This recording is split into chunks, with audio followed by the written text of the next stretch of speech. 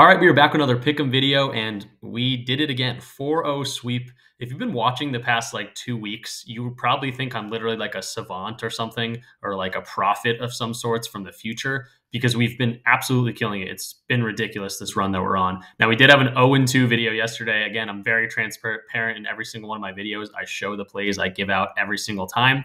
And we did go 0-2. It was Sunday. It was kind of a weird day. Sundays are always weird just because there's a few early games and you can't attack the full slate of games. But right back on track today.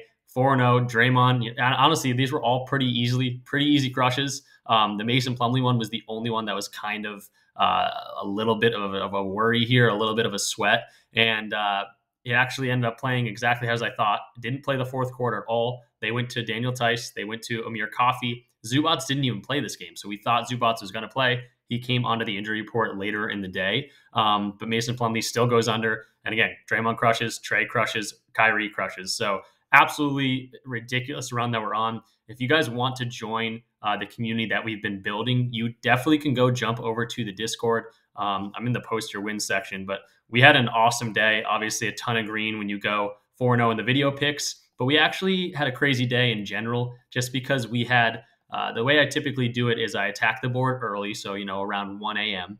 And then as more lines get popped up throughout the day, noon to 2 p.m. to 3 p.m., I'll attack, the fantasy scores that are coming up, the dunk lines that are coming up and things like that. And then I usually right before lock around 5 p.m. to 5:30 to 6 p.m., I also look at the board one more time. So we ended up giving out five-man slips. I usually combo that with some 2-mans in there as well. And we went 4 for 5 in all 3 of those. And we missed by a hook on all of those as well. I don't know, actually, I think I can find those. I'll actually show you all the slips right now, being very transparent as I am. But we had this one. This was the one we ran out. This is the video picks. So we had Steph Curry over 4.5 3-pointers. He hooked us, unfortunate there. We had another 5-man right here. This was when the Trey Young kind of taco came out, the discount came out. Oh, it's Taco Tuesday, by the way, so don't forget that. We had its 22.5 line. The only one that missed was Donovan Mitchell dunk. This had like a 72% hit rate on the year. So unfortunate there. We got hooked on that one. And then our last one was Mikal Bridges. He hooked 2 of our really good slips. Hooked 2 of our really good slips. But again, we killed this 0.5 again off this. He totally should have had this. He had like 6 attempts going into the fourth quarter. And Cam Thomas just doesn't pass the ball, just kept ISOing, driving through the lane. And Mikal wanted to shoot a few times and just didn't pull the trigger. So another awesome day. Again, we're not going to win every single day, but it sure feels like we have been the past few weeks here. So again, if you want to join the Discord, definitely go ahead and hit the link in the description. You'll also see a link and codes for any of my sponsors, and you can get into this club for free. So there's a free part of Discord right here, and then there is a paid for part of the Discord where we talk slips all the time. We share our own slips, and you'll get access to any one of my slips on PrizePicks, Sleeper, Underdog, or Chalkboard. If you sign up to any of my affiliate links, you'll get 2 months free until Thursday. So that promo is going on until Thursday. You'll get 2 months free, which is pretty crazy in general. Again, all you got to do, sign up, use my code, and then DM me in the Discord, say, hey, I used your code, like this person probably just did, and I'll get back to you pretty quickly and get you right in. So definitely come join the hot streak. We've been going crazy. And again, it kind of logically makes sense. This point of the year, teams are kind of clicking. We know when injuries happen, we can kind of attack certain players. We have the data of this specific year of when guys are out and things like that, so we know how to attack it. With the trade deadline coming up, that's another leg up for us in terms of knowing basketball. I know the NBA very well, and when things happen in terms of trades, we might have a leg up on the books in terms of movement around the league. So super excited to continue to grow. Get your butts in here, and let's talk some plays. So I do have 4 more plays for us today. Let's jump into the board. Again, attacking some early value. And the first guy I'm going to talk about is going to be Bam Adebayo. Now, I want to mention something here because I think it's a good learning curve for everyone. You'll see that the line I'm going to is going to have this little fire emoji. That means it's on the populars tab. So 13.5 rebounds and assists is what we're going to go to. We're going to go on the over here. I don't like this populars tab. I don't like it. It's because a lot of people just take these plays because they have good hit rates. That is one thing that is, solid to look at, but there's a lot of other factors that go into these things. So just looking at this board, some of these look pretty solid for sure. They're going to have good hit rates. They're probably okay lines. But for instance, this Aaron Nesmith line, 21.5, I think Halliburton's going to come back. He's still on a minutes restriction, but they got the harder matchup against Houston. This 21.5 Aaron Nesmith line, that's a popular tab because he's probably been hitting it recently. We can go over to DG Fantasy and kind of see the market value that we're getting on this line as we wait for it to load just a second. And we can see that it's actually favored on the under here. So points, rebounds, assists, under 21.5. That's, what it should be. People should probably be looking at the under rather than the over. And that might be what people are doing, but it's very confusing. You don't know if people are going over or under. And you can see the last few games, he's been over that. So I bet a lot of people are seeing this nice chart right here that looks all green and going over this, even though the books and all the market value is on the under. So, it's a difficult matchup in Houston. I'm not going to go too much into the play, but my long story short is don't just blindly go off this populars tab. Some of them are definitely good plays like this one that we're going to talk about, but it's not just based on the hit rate, guys. It's all the other stuff. The things that you can't, the market value, the projections models, the matchups and things like that. So just wanted to say that before we get into this, but Bam Adebayo does look really good. We can go over to his page over on Outlier. Outlier is a partner of the channel, guys. You get a free week trial of Outlier. Again, my link is in the description. Sign up for Outlier. It's the easiest tool to use. If you didn't know anything about sports, you could come on here and go, okay, this guy's hit 100% of the time. Let's look at that. Now, this was, of course, Precious Achiuwa. There's a whole bunch of injuries on the Knicks. But you can see hit rates. You can see matchups and things like that. And just makes researching very, seamless and kind of easy. And it's got a great interface. But let's go to Bam Adebayo. Let's go to his 13.5. We see a whole bunch of green right here. Now, the thing is the matchup. So they're going up against the Magic. They are a difficult matchup in terms of, rebounds allowed, points allowed, and things like that. We can go specifically to centers as well, and that's kind of where it opens up a little bit. They're a versatile team. Honestly, both of these teams are kind of similar in the fact that their big men are all kind of versatile big men. They can do a lot of they're not like huge centers, not like 7-foot centers. They got like Wendell Carter Jr. They got Bam over here, and they're kind of quicker on their feet. So they play kind of similarly. But I like to see that for the overall, it is a difficult matchup, but for the center position, it does get a little bit softer in terms of the year. Now, we have to remember Terry Rozier did get traded to the Heat recently. So we'll look at games specifically with Terry Rozier, but we see, pretty good green, 8 of 10 games in a lot of these games, or I guess a few of these games, he has crushed this. And then this Boston game particularly, they got crushed. They got crushed 143 to 110. You're not going to be able to assist the ball too much. You're not going to be able to rebound the ball too much if the other team's not missing. So I kind of don't even count this one. This should be a nice close game, a -3.5 point spread in terms of Miami, or in favor of Miami. So I'm expecting a nice close game. He should play a whole bunch of minutes. And even when Rozier's in the lineup, we've been seeing him crush this line. So hit rate does look really good. In terms of the head-to-head as well, they've played each other 3 times this year. He didn't get there back in December, but did crush this line. The past 2 matchups they've had 18 RA. So, if he grabs 11 rebounds, actually had the same exact stats in these back-to-back games. So 11 rebounds and 7 assists. If he does that again, that'd be awesome for us. But he only needs 14. So let's look at 2023 again. Quickly go to games with Terry Rozier. So again, that's the new acquisition. They just traded for this guy a few weeks ago from Charlotte. And we see the hit rate has been amazing. So 7 to 8 games, he's crushed this line. I love to see that, even with the addition of Terry Rozier, a guy that has some usage, a good player, can rebound and assist the ball himself as well as a guard. So I like honestly, I like both of these guys' lines at rebounds and assists, but I'm liking Bam. Great hit rate with Rozier in the lineup. Everyone is kind of, I think, healthy for this. I think Tyler Hero's a game time decision, but looks like he'll probably play. It's a probable game time decision. But yeah, hit rate looks great. But let's check out the odds. Make sure we're not, attacking a bad line, attacking bad market value. We always want to be attacking good market value. So let's go to DG Fantasy. Again, another sponsor of the channel. This will get you 25% off if you sign up using my code. So again, highly recommend it. I use both these tools every single day. Let's go to Bam. We'll check out his best line coming up. And I think one of them is going to be, I think, is the assist lines popping up. Yeah, so 3.5 assists. Now, with Rozier coming into town, that's another guard. He hasn't hit this line as much as the 13.5 rebounds and assists. He's still rebounding the ball really well. So I think this line's great. The odds are obviously really good. The market value we're getting is really good. But I'm gonna go to the 13.5 RA, 53.97% chance to hit. Love to see that. Some of these books already have it at 14.5. I guess only FanDuel, but everyone else is around -130, -135 value. So we're definitely getting some great market value. And then in terms of our last data point we like to go to, we saw the hit rate looks good. We saw the matchup is okay. It's not the worst in the world. And then we see the projection model that we want to go to. This is RotoWire. This is my favorite projection model out there. Again, another link in the description. If you want access to this, you get 2 days free trial. You actually don't even have to put your credit card in or anything. You can just try out the tool, see if you like it. It's also one of the cheaper tools. It's like $12 a month or something. Let's go to BAM over here. We can see that it's 13.5 rebounds and assists is popping up on the over here. They're projecting 15.23. Again, all we need is 14. And we looked at everything, and it's all pointing towards the over. So really liking this BAM line going over here. I would honestly like, this is another popular tab one, but I looked into Terry Rozier's rebounds and assists. I like that as well.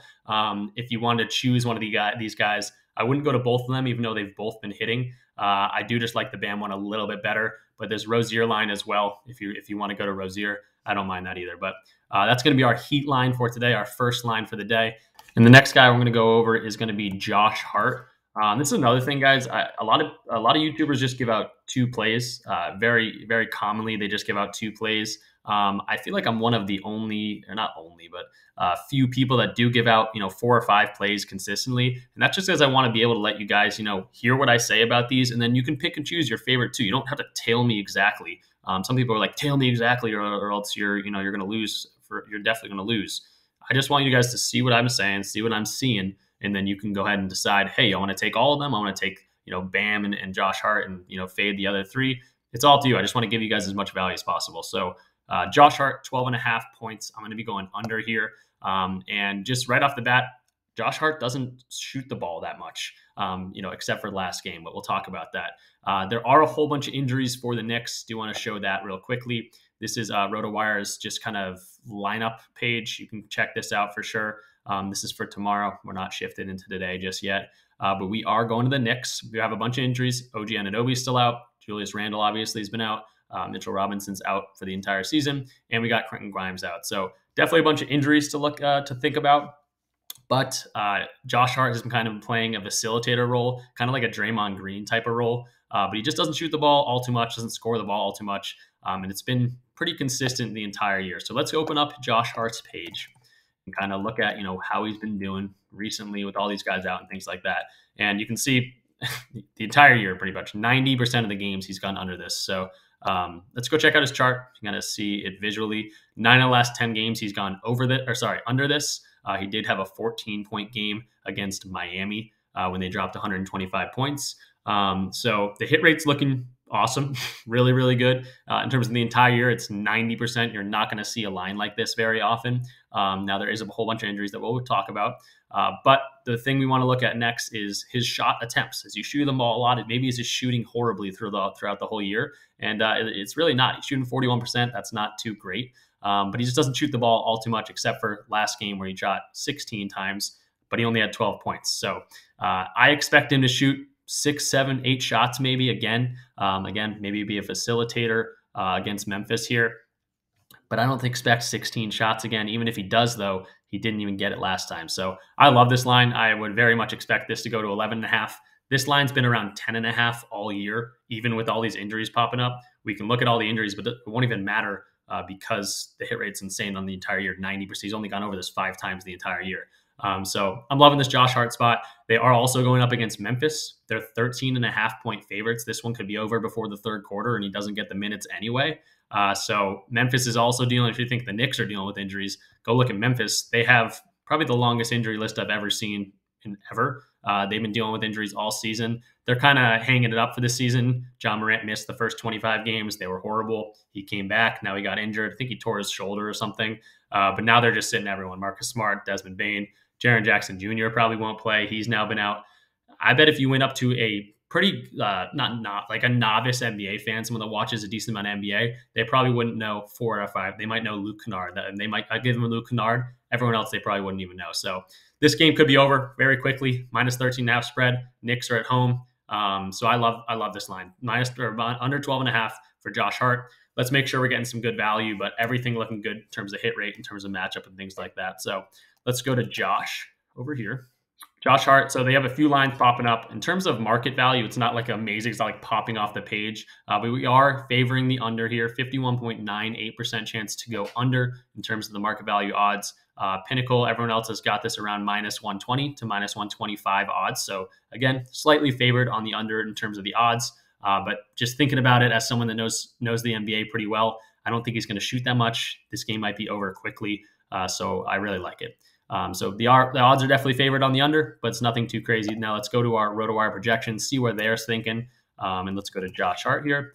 And we will see points and assists. This was another line I was definitely thinking about. Now, he did have a game where he had like 10 assists, so that spooks me a little bit. I think you could go to this line for sure. Again, I don't think he's going to get a full run. I think this game will be over before the third quarter. But we do see points on the under here very, very slightly. They're projecting 12.4. And again, the hit rate on the year has been crazy. So I love this line. 12.5 for Josh Hart is going to be our next line. And the next guy we're going to be talking about is going to be Paolo Banchero. He's actually right here, another one of these popular tabs. But it's not a bad one. I think a lot more people are getting these tools, being able to attack value. And this is a great one. Paolo's been crushing this line.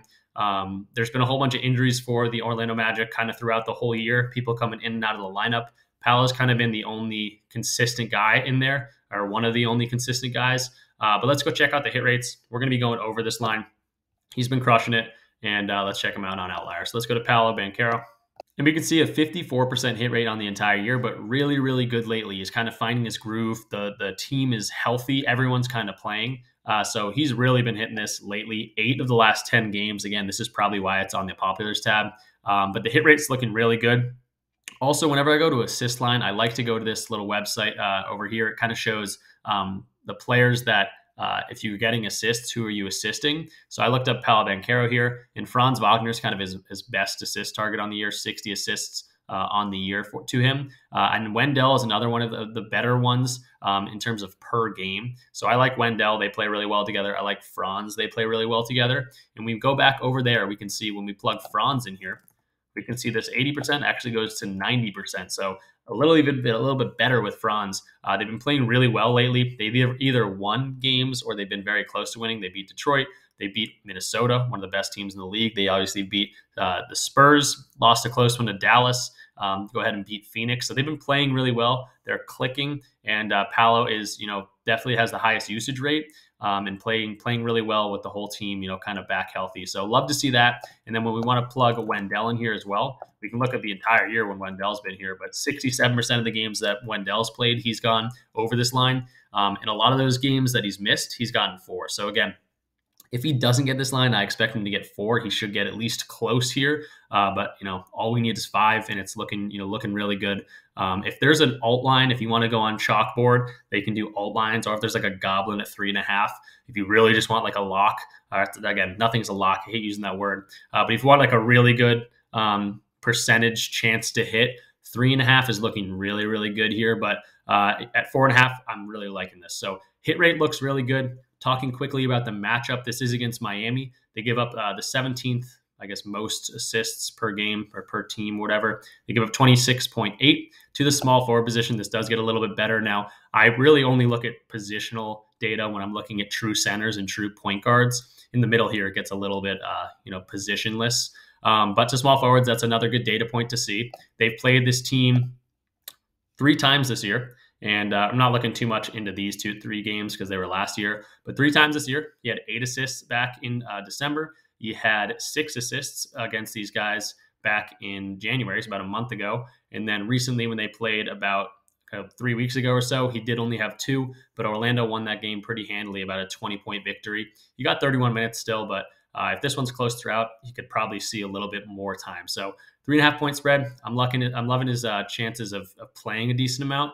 And everything in terms of hit rates looking good on this one. So love to see the hit rate. The matchup is not bad at all. Also, they did just make that Terry Rozier trade. So Miami's defense, I think, took a little bit of a hit. Rozier's not the best defender in the league. He's not the biggest guard in the league. So I did pull up those statistics too. And this is showing us our last 7 games. That's about how many games the Heat have had Terry Rozier on the team. And we see that for assists, this is to all positions, whatever. Miami Heat's almost near the top third of the league. So Nothing's really changed. They've actually gotten a little bit worse in terms of allowing assists. So love to see that. But let's go into some market value. We saw the hit rate. We saw the matchups pretty solid. I actually pulled them up already. So we got over assists popping up as this top line. Again, the odds aren't popping off the page. This is an incredibly good EV. But just thinking about all the different data points that I like to plug in here, we like to see that they are projected on the over. I'd never go to a line that the market value is saying on the under. So 51.85% chance to hit they're giving us, -135 over on FanDuel. Everyone else is around -125 or -130. So we're definitely attacking some good market value. And then in terms of the projection model over here, I actually pulled them up already here too. We can see that 4.5 assists is popping up on the over again. They're not projecting 10, they're not projecting 2, but they are projecting 4.8. That's closer to the 5 mark than the 4 mark.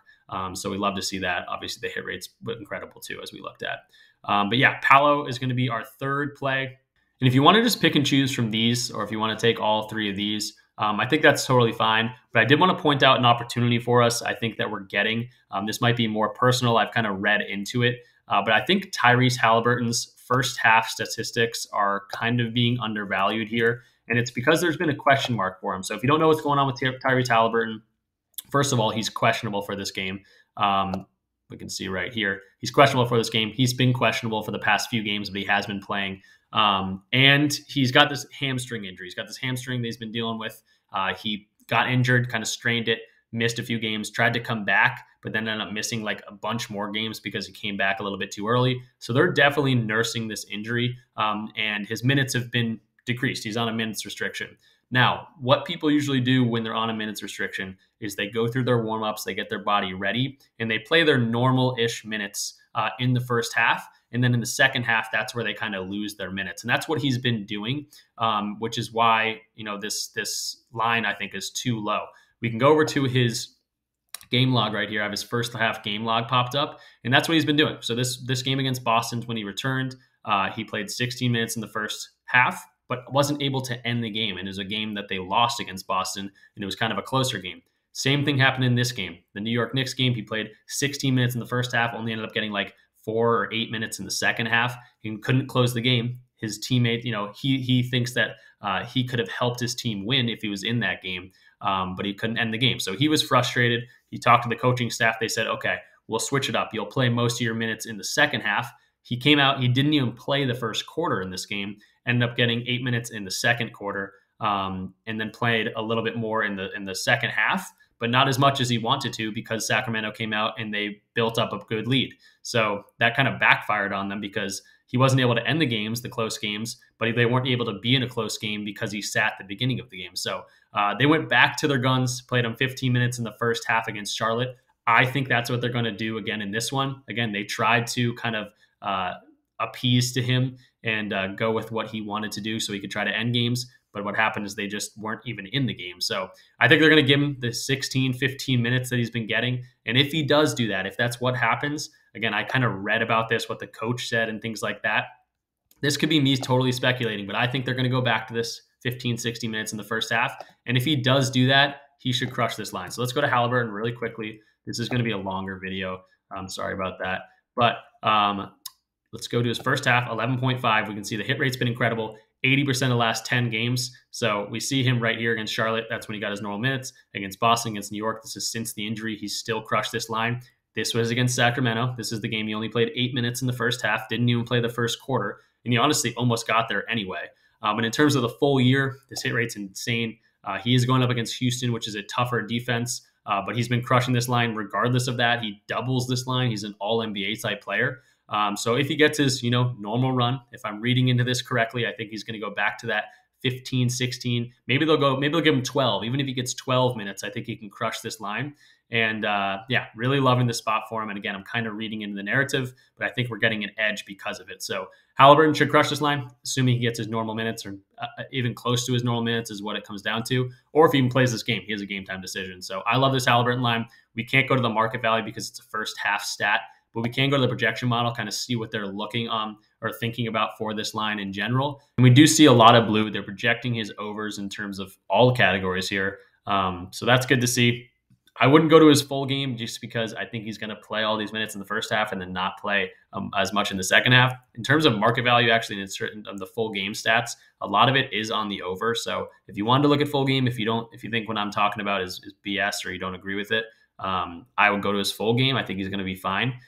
He probably will get capped out at 24 minutes though. So just keep that in mind. I love this Haliburton line in the first half, and then I'm actually going to combo this, and I'm going to not hedge it, but I'm going to go all in on it actually, and go to Nembhard, which is another guard on the Indiana Pacers, and I'm going to be going under his 9.5 first half PRA.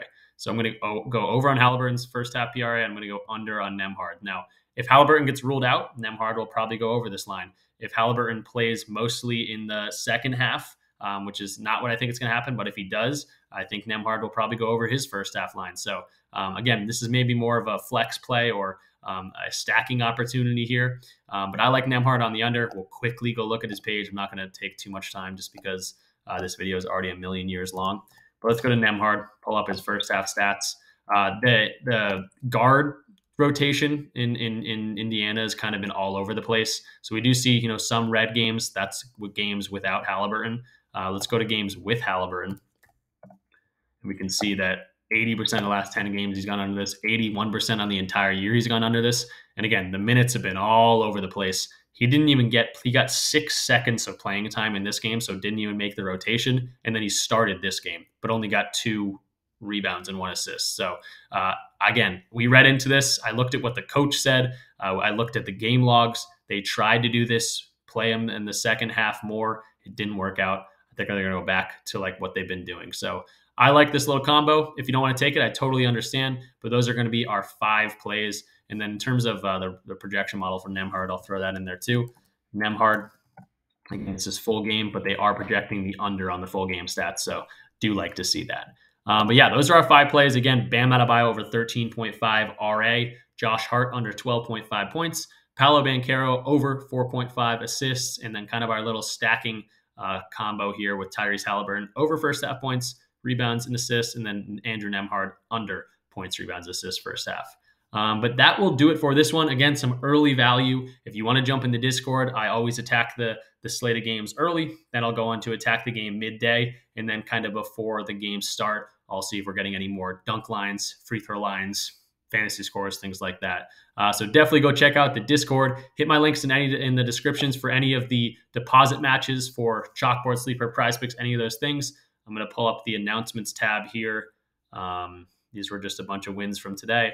But if you want to just read this, actually, no, you can just read this. If you want to just read this, you get 2 months free of the Discord, of the premium Discord. All you got to do is sign up using one of my codes and links. You'll see that in the Discord or in the description of the video below. You'll get deposit matches for any of the platforms you sign up for. But again, you'll also get 2 months free. You can come check out the community and see if it's for you. We'd love to have you. Sorry for this video being super long, but that will do it. I'll see you guys in the next one.